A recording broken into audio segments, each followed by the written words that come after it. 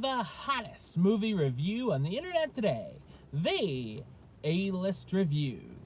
I'm your host, the Game Changer, Wes Troop.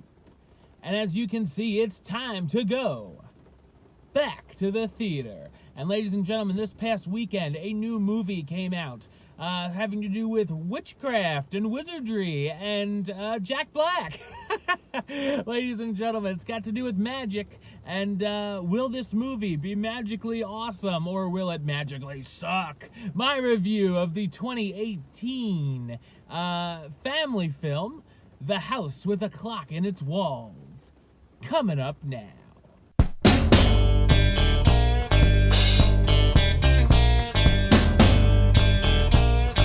Set in 1955, after the tragic death of his parents in a car accident, young Louis Barneveld goes to live with his uncle Jonathan in New Zebedee, Michigan. Louis is surprised at his uncle's creaky old manor, which has a lot of mysterious objects inside, and the odd sound of a ticking clock. He soon figures out that Jonathan is actually a warlock, and Jonathan's neighbor and very good friend Florence is a witch. The duo are searching for a clock that was hidden in the house by its former owner and evil warlock before it finishes its countdown or suffer the humongous consequences. So what did I think of The House with the Clock in Its Walls? I thought it's a likable family fantasy film. It's based off of the 1973 novel of the same name from our author, John Bellairs. While it has a big Harry Potter feel to it, it obviously can't be called a ripoff, and actually could have inspired J.K. Rowling a bit.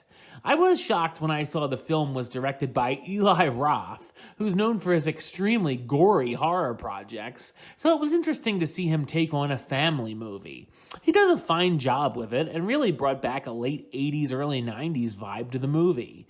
The story has some good mystery surrounding it in the early half as we get to piece together what's going on right along with Louis.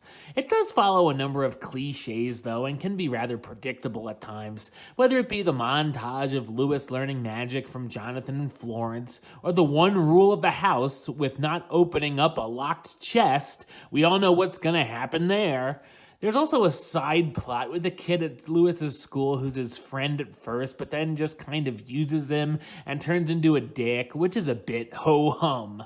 The comedy is kind of hit and miss. There's some that lands, and others, like a living Griffin Hedge, that keeps taking a dump, which is cringe-worthy. There are actually a couple of jump scares thrown in as well, and a couple of creepy things like life-size toys that come to life. There are a few things like that, such as CGI jack-o'-lanterns, that might frighten some very young viewers. Speaking of the CGI, there's a very horrible use of it near the end of the film, and while it's supposed to get laughs, it does, but for all the wrong reasons. I did really enjoy the relationship between Jonathan and Florence, and how they insult each other, which gave me some good laughs. The cast stars Jack Black as Jonathan Barneveld, a magical warlock trying to find the hidden clock in the house, Cate Blanchett as Florence Zimmerman, Jonathan's dear friend and witch helping him on his mission, Owen Vaccaro as Louis, Jonathan's 10-year-old nephew who moves in and wants to become a warlock as well, and Kyle MacLachlan as Isaac Izard, the original owner of the house, an evil warlock who has a wicked plan up his sleeve. The House with a Clock in Its Walls will probably be more liked by the younger crowd, but it's entertaining enough for older audience members to get a big enough kick out of it as well. I'm going to give it the rating of do it. All right, well, that's the show. I'll be back with another review very soon.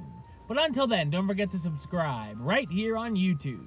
YouTube.com/Westside515. Like the show on Facebook, Facebook.com/WestTruePlaylist.